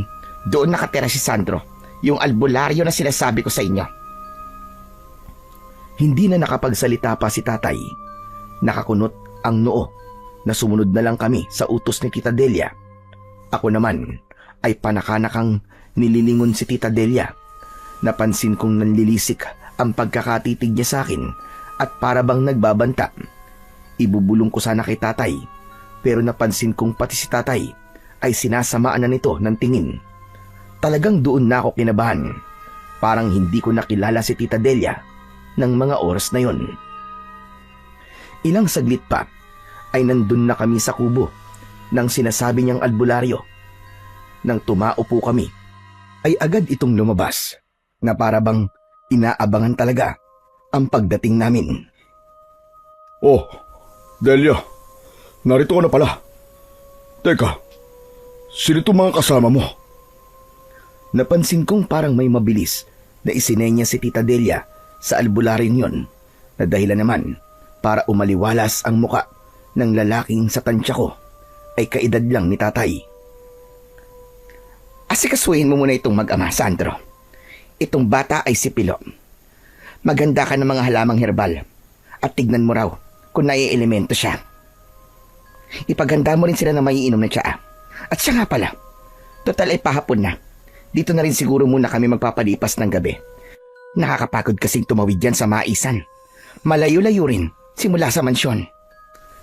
Biglang sumingit si tatay. Ano ka mo? Dito tayo magpapalipas ng gabi, mahal. Okay lang ba sa'yo? Nakita ko namang tumaas ang mga kilay ng albularyo. Nagtatanong ang mga mata nito kay Tita Delia. Pasimple namang kinindatan ni Tita Delia ang albularyo at nang makita kong nahuli ko siya ay sinamaan ako ng tingin. Nagbabanta. Sumenyas pa na wag akong maingay at iginiit ang hintuturo sa leeg na ang ibig sabihin ay malalagot ako sa kanya kapag nagsumbong ako kay tatay. Okay lang naman sa akin, mahal. Bakit ayaw mo ba? Bala ko pa namang maglabing-labing tayo rito mamaya. Yung kakaibang labing-labing. Maya-maya pa ay biglang napaigtad si Tita Delia. Ay, sus Mariosep! Ano ba itong napakainit? Hindi magkamayaw na dinukot ni Tita Delia sa bulsa ng suot niyang palda ang botelyang kinuha niya sa akin kanina na bigay sa akin ni Revin. Nagtaka ako nang makita kong medyo nagliliwanag ang laman nun. Anak nang, ano ba ang laman nito?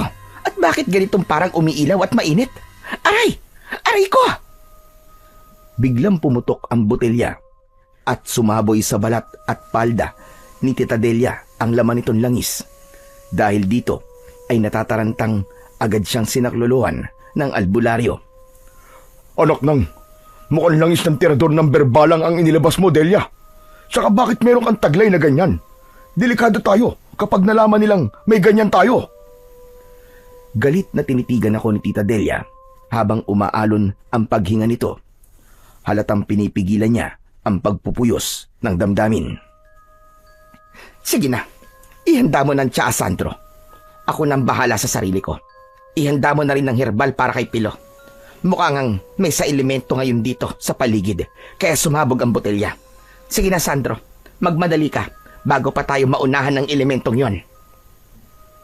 Agad namang nagmamadali ang albularyo na napansin kong parang takot sa natuklasan. Napatingin pa sa amin ni tatay nang nagtataka. Maging si tatay ay nagtataka rin sa mga nangyayari. Ako naman ay gustong-gusto nang sabihin sa kanya ang tungkol kay Revin. Pero hindi ako makahanap ng tamang tiyempo na hindi maririnig ni Tita Delia. Ilang saglit lang ay dumating na kagad ang tsaang inihanda ng albularyo, pati na ang herbal na para sa akin. Heto na ang masarap na tsaa. Inumin niyo na kagad habang mainit-init pa. Hindi masarap yan kapag lumamig na. Ikaw bata, ikaw ang unang dapat uminom. Pagkainom mo, ay gagamitin ko na sa iyo ang herbal na gamot na ito para malaman natin kung anong elemento ang nabulabog mo. Ikaw rin, sir. Inumin niyo na po ang tsaa niyo. Sandro, ikaw na munang bahala sa kanila. Alam mo na ang gagawin at ako muna ay magpapalit ng damit ko. Parang may kung ano na natapong langi sa akin. Nakakainis. Tandaan mo, Sandro, ha? Ika-13 na ngayon para kay Sandel. Ano ka mo, Sandel? Sinong Sandel naman ang tinutukoy mo, mahal? At anong ibig sabihin ng ika-13 para kay Sandel? Ang dami mong tanong, mahal. Pero sige, sasagutin kita. Pero ubusin mo na muna ang tsaa mo. Lalamig pa yan eh. At sumunod naman si tatay. Sasabay na rin sana ako, pero biglang may malamig na simoy ng hangin na umihip sa hawak kong tsaa. Nang tutunggain ko na sana to, ay nagtaka ko. Paano ay wala kong nahigop sa tasa? Wala na itong laman. Kaya naman ay nagkunwari na lang akong naubos ko na ang laman ng tasa. Napadigay pa ako nang hindi ko sinasadya dahil sa hangin na lagok ko. Ayos! Mga masunurin. Pues, sasagutin ko ang tanong mo. Si Sandel ay anak namin ni Sandro Pablo. At ngayong gabi, pagtalab ng tsaang ininom mo, ay iaalay na namin ang ikatreseng bata sa mga berbalang sa maisan. At ang ikatreseng bata ay walang iba, kundi ang anak mong si Pilo. Sorry ka na lang, mahal ko. Kailangan namin mabawi ang anak namin mula sa mga berbalang. Taga Maynila ang hanap nila para sa ikatreseng alay. Kaya nahirapan pa akong bumiyahe ng napakalayo. Pero sulit naman. Parehong nanlaki ang mga mata namin ni tatay sa revelasyong yun ni Tita Delia. Sobrang nag-alala ko para kay tatay na totoong nakainom ng tsaa. Pero bigla kong naisip na kung anuman ang mangyayari kay tatay ay kailangan kong magpanggap na gayahin. At kung tuluyan siyang mamamatay ay pagbabayarin ko si Tita Delia at ang kasama nitong albularyo. Biglang tumayo ng marahas si tatay para sana kumprontahin si Tita Delia na noon ay todo ngisi ng nakakaloko. Pero sa malas ay biglang nahilo si tatay. Napahawak siya sa kanyang noo at alalang napatitig sa akin. Anak, nahihilo ako. May inilagay sila sa tiyan natin. Ikaw, habang hindi ka pa nahihilo, tumakas ka na, anak. Hindi na kita mapoprotektahan. Patawad, anak, kung hindi ako nakinig sa'yo. Patawad. Doon na tuluyang natumba si tatay. Ako naman ay napapatulala na lang at napatingin kina Tita Delia at sa kasama nito. Nagdalawang isip pa ako kung susundin ko ba si tatay o ano. Binundol ako ng kaba ng sandaling yun dahil tiyak na ang kapahamakan ko. Ayoko siyempreng maialay sa mga berbalang sa maisan. Hindi ako makapapayag. Walang ano-ano nang maisipan kong tumakas na lang sa halip na magpanggap na nahihilo rin. Sa sulok ng mga mata ko ay nakita ko si Revin. Halatang kadarating lang niya. Nagtatago siya sa isang gilid ng kubo na madilim-dilim.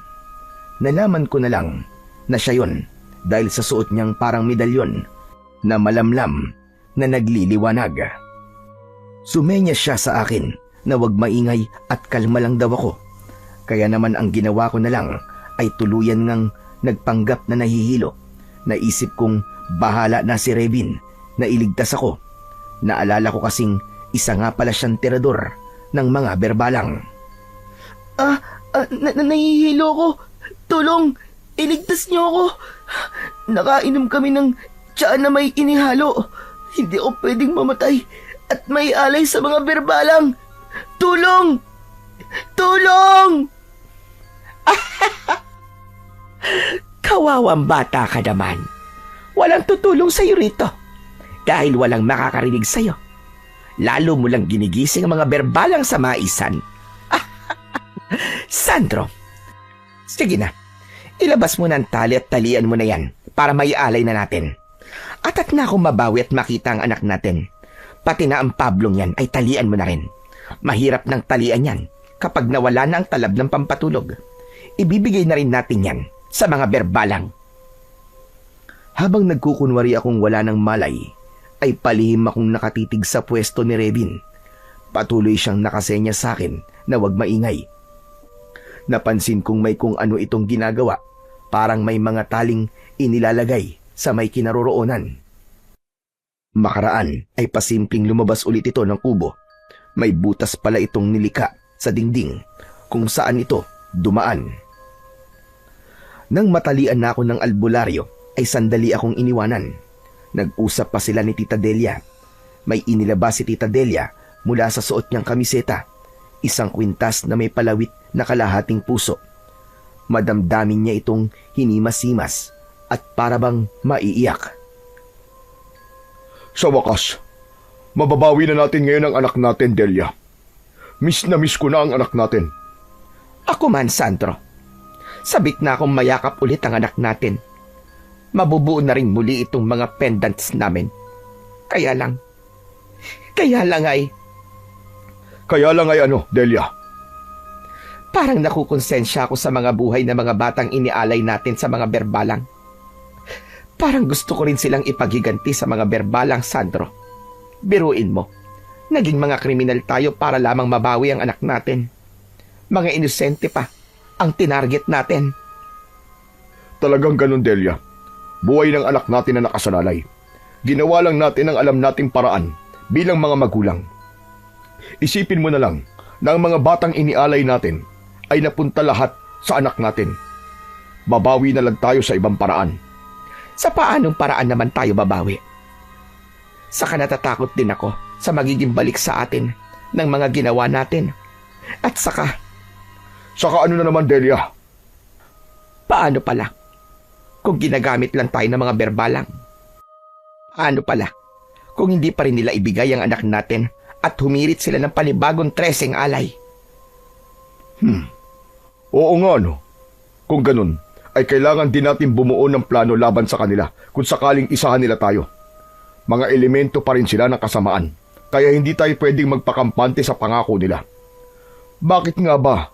Ngayon lang natin ito naisip. Natatakot tuloy ako ngayon, Sandro. Paano kung... Ay nako, bahala na nga. Basta kapag naibigay na natin ang huling alay ngayon at nabawi na natin si Sandel, ilabas kagad natin ang mga pangontra natin. Naihanda mo na ba ang mga yon, Sandro? Oo, naihanda ko na ang lahat. Saka ganito ang gawin natin para masiguro nating maibigay muna nila si Sandel. Itong mas matanda muna ang ipain natin. Hindi muna natin ibibigay itong mas bata hanggat hindi nila na ipapasakamay sa atin si Sandel. Tama ka. Kumusta naman ang mga gasolina? Sapat ba ang inihanda mo para masunog natin ang buong maisan? Oo, handang-handa na, mahal. Pinagplanuhan kong maigi ang gagawin ko. Kung ganon, ay kailangan na natin dalhin ang magamang ito sa maisan. Dating gawi tayo. Bubuhatin sana kami ni na Tita Delia at ng albularyo na siya palang totoong asawa ni Tita Delia. Nang walang ano-ano ay kumalabog ang mga bintana ng kubo. Nagbukas sara ang mga ito ng paulit-ulit. Nang pasimple kong ibinaling ang paningin ko sa bandang kinaroroonan ni Revin, ay nakita kong hila-hila niya ang mga tali na inihanda nito kanina. Yun na pala yun. Sa bintana pala yun, ikinabit. Aba, ano nangyayari sa bintana, Sandro? Mukhang may tao sa labas. Tignan natin at malalagot ang sinumang nangahas na pumarito. Isama na rin natin sa alay. Sige, kunin mo ang panabas mo, Delia. Kukuhanin ko rin ang akin. Bigla kong iniwan ng dalawa at tinignan ang mga bintana. Doon naman sinamantala ni Revin na agad akong lapitan at kalagan. Paano ang tatay ko, Revin? Kailangan maitakas din natin si tatay. Huwag mo masyadong lakasan ang boses mo. Huwag ka mag-alala sa tatay mo. May pangontra ko rito sa ipinainom nilang pampatulog sa kanya. O yan, ikaw na ang tumuloy sa pagkalag sa tali mo. Ang itay mo naman ang aasikasuhin ko. Alertuhin mo rin ako kapag pabalik na ang mag-asawa, ha? Sige, bilisan mo. Kinakabahan talaga ako. Malalagot tayo kapag nahuli nila tayo. May mga panabas pa naman sila. Hindi ko kakayanin kung ano ang pakiramdam ng matabas. Nangingilo ako. Ramdam ko rin ang kaba ni Revin. Habang inaasikaso nito si tatay, ay may ipinapaamoy na kung anong dahon ay kitang-kita kong nanginginig ang kanyang mga kamay. Nagsisimula na ring lumitaw ang butil-butil na pawis sa kanyang noo. Nang unti-unti nang nagkakamalay muli si tatay, ay bigla namang natigilan si Revin. Pati rin ako ay natigilan. Paano ay pareho kaming nakakarinig ng magaspang na tunog ng pumapagaspas na mga pakpak. Bigla kong naalala ang sinabi sa akin dati ni Revin tungkol sa mga berbalang. Naku po, na nga ba't sinasabi ko? Nariyan na mga berbalang sa paligid. Malamang ay nasa maisa na sila ngayon. Dali-dali, tulungan mo ako, Pilo. Pagtulungan na nating patayuin ang tatay mo. Kailangan makarating kaagad tayo sa pwestong inihanda ko sa may talayban, sa labas nitong kubo. Dalian mo! Kahit alam kong mahihirapan kami sa pagbubuhat sa malaking katawan ni tatay, ay pinilit pa rin namin ni Rebin. Sakto naman noong tuluyan ng nagkamalay si tatay. Anong... Pilo anak? Anong nangyayari? Tay, huwag po kayong maingay. Itatakas po tayo ni Rebin. Isa po siyang tirador ng mga berbalang. Ano ka mo? Tirador ng berbalang? Ano yun? Opo, tirador po ako ng berbalang. Sa ako na lang po ipapaliwanag sa inyo lahat. Tara na po, bilisan na po natin. Baka mahuli po tayo ng mag-asawa. Habang papatakas kami palabas ng kubo, ay narinig pa namin ang pag-uusap ni na Tita Delia at ng tunay na asawa nito. Wala namang tao sa labas at sa palibot ng kubo, Sandro. Imposible namang mga berbalang ang gumawa nun. Hay na pala sila. Naririnig ko na ang pagaspas ng kanilang mga pakpak. Mabuti pa ay balikan na natin ang mag-ama at ilalabas na natin sila. Tayo na, Sandro. Hindi kaya kagagawa nito ng mga kaluluwa ng mga batang naialay natin, Delia? Hindi pwede yon. Saka bakit ngayon lang? Di sana noon pa nangyari ito. Baka ito na ang tamang panahon nila para lubusang magiganti. Dapat pala ay pinaghandaan din natin ito. Nawala sa isip ko ang ganito. Ay, bahala na. Yung mag-ama muna ang tutukan natin. Saka na natin isipin yan. Ito na ang huli at mababawi na natin ang anak natin. Yun muna ang importante sa ngayon. Kaya dali na tayo, Sandro. Ilabas na natin ang mag-ama. Tayo na! Bago pa kami maabutan ni na Tita Delia, ay nakalabas na kami ng kubo mula sa butas na ginawa ni Rebin sa dingding ng kubo na gawa lang naman sa dayami. Narinig pa namin ang pagtatalo ng mag-asawa nang madiskubring wala na kami sa loob ng bahay ng albularyo. Ang mag-ama, Sandro, nasaan na? Bakit bigla silang nawala? Di ba't nakatali namang maigi yun? Anak nang, hindi naman yata matalab ang ibinigay mong tiyaan na pampatulog sa kanila. Anong hindi? Nakita mo naman kanina nakatulog na sila, di ba? Saka sobrang tapang kaya ng inihanda kong yun. Nasa na nga sila ngayon? Ipaliwanag mo nga. Hanapin natin sila ngayon din. Hindi pwedeng makatakas ang mag-amang yon. Mabubulgar ang sikreto natin pag nagkataon. Saka yung pang-alay natin. Ay, kainis naman, Sandro. Kapag nakatakas sila, ay lagot ka talaga sa akin. Samantala, si tatay naman ay nag-aalala ng sandaling yon. Teka anak, sandali lang. Saan ba talaga tayo magtatago? Hindi pwedeng mahuli ulit nila tayo. Saka, ano ba yung maingay na parang pagaspas ng pakpak? Naguguluhan ako, anak. Basta po, Ma'am Pablo. Sumunod na lang po kayo sa akin sa pupuntahan natin talayban. Ligtas po tayo ron dahil pinalibutan ko po ng matatapang na mga pangontra. Hindi rin po tayo kagad makikita na mag-asawang yon na nag-aalay po pala ng mga bata sa mga berbalang. Saka na lang po kayo magtanong tungkol sa mga berbalang. Kailangan po, Ma'am Pablo, tahimik po muna tayo habang nariyan pa po ang mga berbalang sa paligid. Makiramdam po muna tayong maigi.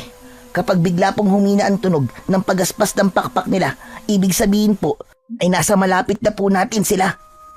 Hindi po muna tayo pwedeng gumawa ng kahit na anong ingay. Kapag ganun na po. Diyos ko, nakakatakot naman. Parang naririnig ko rin ang singasing nila.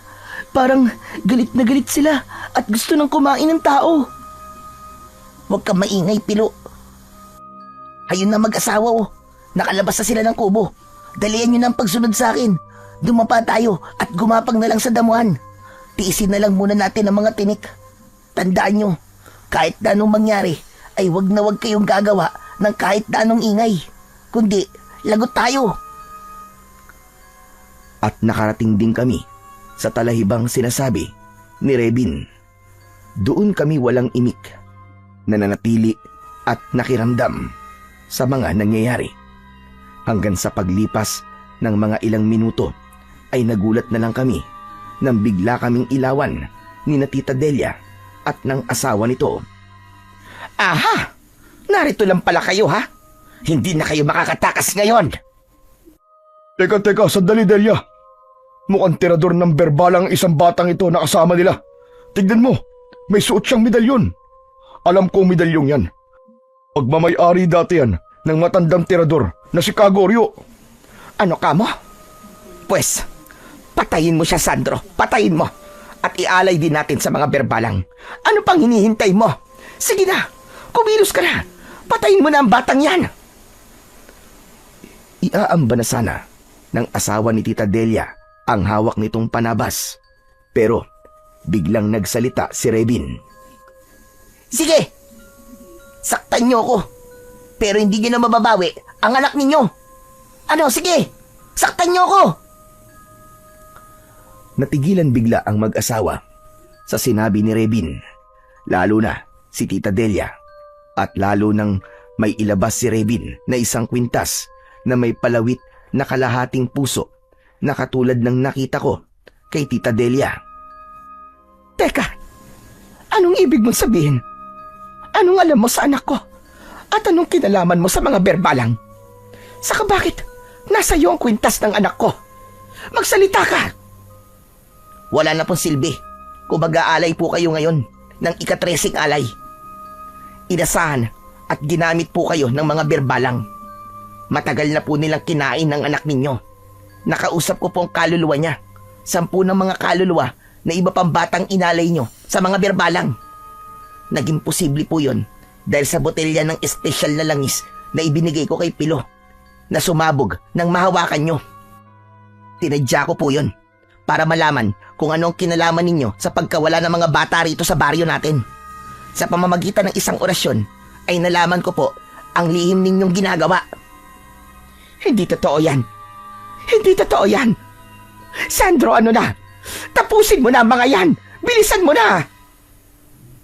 Ngunit may mabilis na parang orasyong sinambit ang batang si Rebin, saka pumitik sa hangin. Dahil dito ay biglang natigilan ang mag-asawa. Ayon kay Rebin, malamang daw na naririnig ng mga ito ang tinig ng kaluluwa ng kanilang anak na si Sandel. Bunga nito ay mapait na umiyak na parehong napalupasay sa damuhan ang mag-asawa. Sandel! Sandel, anak!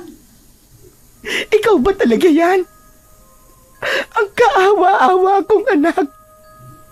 Sandel, anak ko! Ang anak ko, Sandel, mahal na mahal ka namin ang inay mo, anak. Mahal na mahal ka namin. Ang mga berbalang na yon, mga hayop sila!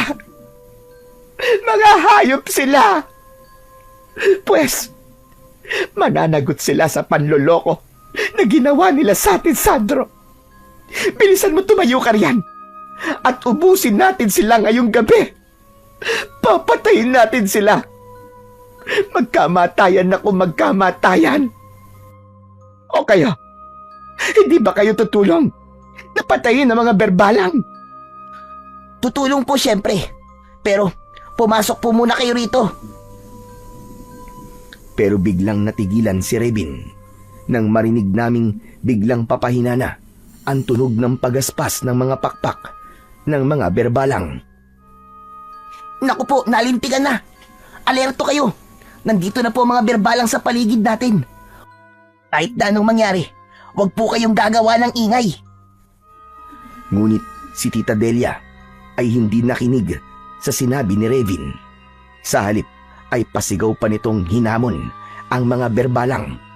Samantala, ang asawa naman nito ay binalingan si Itay. Pare, pumunta kayo sa gilid ng maisan sa tapat ng kubo namin. May mga galon doon ng gasolina at may lighter na rin doon. Silaban nyo ang buong maisan. Sige na, bilisan nyo! Pero, paano kayo, pare? Ano mangyayari sa inyo rito? Sige na pare, hayaan nyo na kami mag-asawa para kami ang pasukan nila sa halip na kayo. Mga inosenteng buhay ang kinuha namin na nauwi lang sa wala. Kaya buhay lang din namin ang magiging kapalit. ganti na rin namin para sa anak namin. Sige na pare, kumilos na kayo ng tahimik. Bilisan nyo! Medyo napaluha na ako ng sandaling yon. Parang naaawa tuloy ako kay Tita Delia at sa asawa niya. Nang magsisisigaw na rin si Tito Sandro ng paggahamon at pagmumura sa mga berbalang, ay wala na kaming nagawa. Pinahiran kami ni Revin ng langis na pantaboy sa mga berbalang. Makaraan ng ilang saglit ay pagapang kaming tumakas palayo at patungo sa tinutukoy ni Tito Sandro. Nang gabing yon ay tagumpay naming nasilaban sa apoy ang buong maisan. Siyempre ay nahirapan kami dahil napakalawak ng maisan. Katakot-takot na mga atungal at singasing ng mga berbalang ang narinig namin sa buong paligid. At kaming tatlo ay pare-parehong napaiyak nang marinig din namin ang mga sigaw ng paghihirap ni Tita Delia at Tito Sandro. Pero wala na kaming magawa ng mga sandaling yon dahil tuloy-tuloy na ang pagkalat ng apoy sa buong maisan. Delia! Delia, mahal ko! Delia! Tita Delia! Tita Delia, patawad po! Hindi po namin kayo mailigtas! Sa ganung paraan namin natalo ang mga berbalang ng gabing yon. Sa tulong ni Revin, naapo pala ng kilabot na tirador ng mga berbalang na si Manggorio. Sugatan at duguan kami ng gabing yon dahil sa paggapang namin sa damuhang marami palang mga tinik. Sa kubo naman ni Tito Sandro kami nagpalipas ng gabi matapos naming panoorin hanggang sa mamatay ang kahuli-huliyang dila ng apoy sa naabong maisan. Kinabukasan ay ikinuwento sa amin ni Revin ang lahat kung paano niya nalaman ang malagim na lihim ni Tita Delia at ng asawa nito. Nalaman nga niya yon dahil sa botelya ng espesyal na langis na ibinigay niya sa akin. Inorasyonan daw pala niya yon. Nang sumabog daw yon, ay kusa raw siyang sinundan ng mga kaluluwang nabiktima ni Tita Delia. Yun daw mismo yung kaluluwa ng mga batang lumitaw sa panaginip ko. Sila rin daw yung tumutulak sa akin nang unang kawayan ako ni Revin. Nagmistula raw silang mga anghel de la guardia sa amin na ang layunin ay para makamit ang hustisya ng kanilang pagkamatay sa pamamagitan ng paglipol sa mga berbalang at pati na rin daw kina Tita Delia at Tito Sandro. Kabilang daw doon sa mga kaluluwa ng mga bata ang anak ni Tita Delia. Una raw ay pinipigilan nito ang kaluluwa ng ibang bata na idiin ang mga magulang nito. Pero bandang huli ay napapayag din dahil nakita rin itong mali ang ginagawa ng mga magulang nito. Pinasalamatan namin ni Itay si Revin dahil sa pagliligtas niya sa buhay naming mag-ama. Bilang alaala niya ay humingi ako sa kanya ng isang medalyon dahil sa panaginip ko noon ay nakita kong marami siyang taglay na medalyon.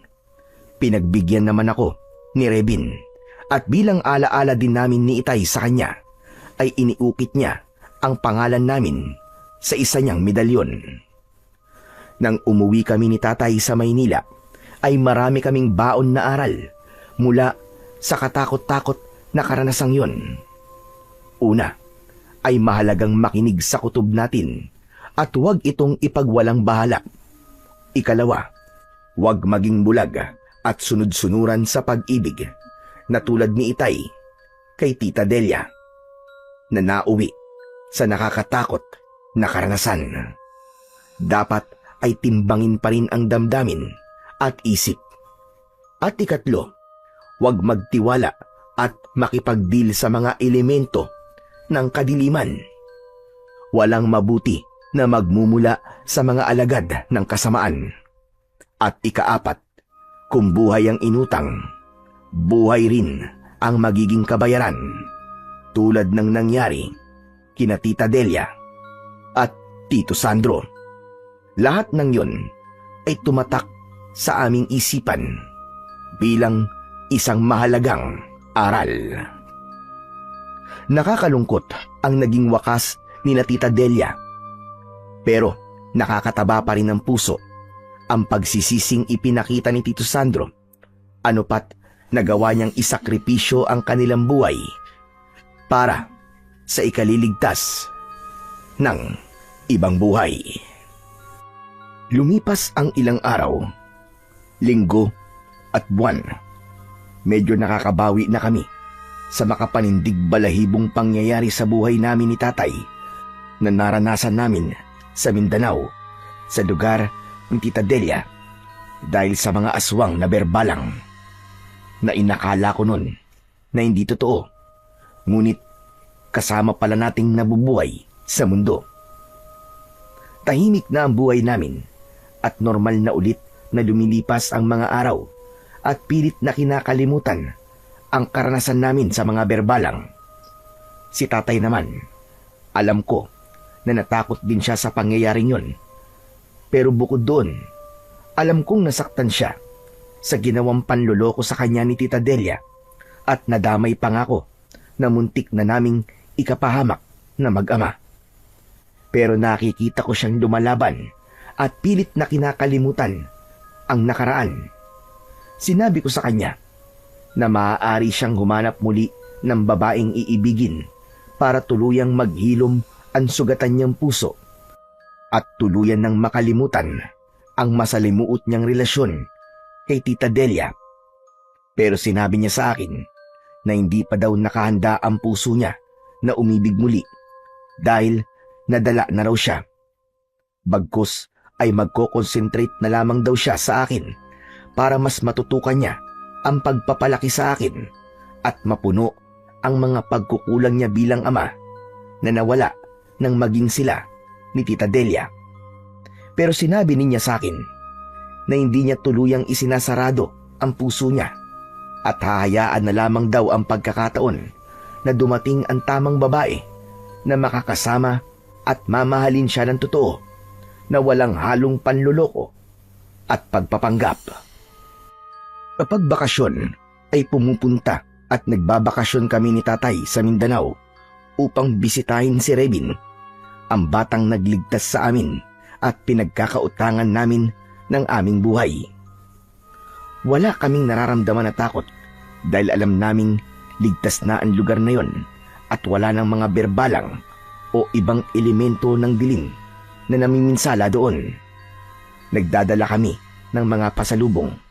May mga damit, pantalon, sapatos na pambasketball, mga laruan at iba't ibang mga grocery items tulad ng mga delata, mga instant noodles at sinamahan na rin namin ng request ni Rebin na chocolate na Toblerone. Binilan din siya ni tatay ng cellphone para kahit nasa Maynila kami ay may contact pa rin kami sa kanya. Tinuruan ko siya sa paggamit nun at mabilis naman siyang natuto. At inalok pa nga siya ni tatay na kung gusto nito ay sumama na siya sa amin sa Maynila at doon na manirahan. Ngunit tumanggi ito. Hindi daw niya kayang iwan ang lugar na yon dahil wala na raw magtatanggol sa mga tao kung aalis siya at doon na maninirahan sa Maynila kung sakali mang may sasalakay muli na mga aswang sa lugar na yon. Naintindihan naman namin ni tatay ang pasya ni Rebin at ang ginawa na lang ni tatay ay sinabihan si Rebin na kung gusto nitong mag-aral muli ay tutulungan siyang i-enroll sa malapit na eskwelahan at si tatay na ang bahala sa baon nito araw-araw at sa mga kakailanganing gamit sa eskwelahan. Iiwanan niya ito ng pera at papadalahan buwan-buwan ng panggastos.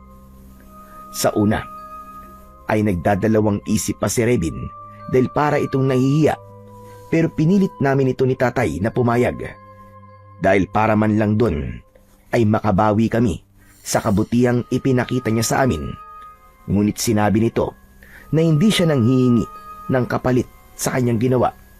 Pero sinabi naming tanggapin na niya para sa kanyang kinabukasan at kusang loob na ibinibigay ni tatay ang tulong na yon sa kanya at labis ni tatay ikatutuwa kung papayag siya. Sa huli, pumayag na rin si Rebin na muling magbalik sa pag-aaral. Sabi nga sa John chapter 4 verse 9 to 10, ganito ipinakita ng Diyos ang kanyang pag-ibig sa atin.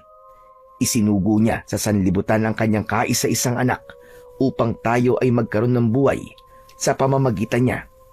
Ito ang pag-ibig.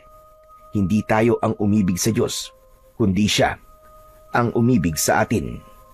Ipinapakita ng talatang yon ang pagmamahal ng Diyos ay hindi haka-haka, kundi pinatunayan sa pamamagitan ni Hesukristo. At sabi rin sa John chapter 10 verse 28, binibigyan ko sila ng buhay na walang hanggan. Kailanman ay hindi sila mapapahamak at walang makakaagaw sa kanila mula sa aking kamay. Pinatutunayan nito na ang mga anak ng Diyos ay nasa kanyang pag-iingat at seguridad. Kaya't walang masamang elemento ang makakalapit sa mga tunay na anak ng Panginoon. Ang Diyos ay mapagmahal na Ama, at ang sino mang lalapit at magtitiwala sa Kanya ay di niya pababayaan.